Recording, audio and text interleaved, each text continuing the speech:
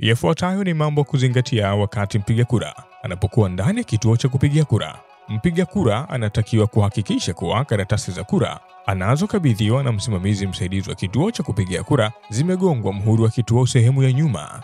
Baada ya kumchagua na kwa kumwekea alama ya vyema au alama nyingine yoyote ile isipokuwa jina lako, unaikunja karatasi ya kura moja baada ya moja, katika hali ambayo mtu mwingine ndani ya kituo hatoiona alama ulioiweka katika karatasi ya kura, na katika hali ambayo muhuri wa kituo unaonekana. Utatumbukiza karatasi hizo katika masanduku ya kura yaliyokuwepo ndani ya kituo cha kupigia kura kwa mfuatano maalum. Kisanduku cha kura chenye ufuniko mweupe utakitumbukiza karatasi ya kura ya Rais wa Zanzibar ambayo itakuwa rangi nyeupe.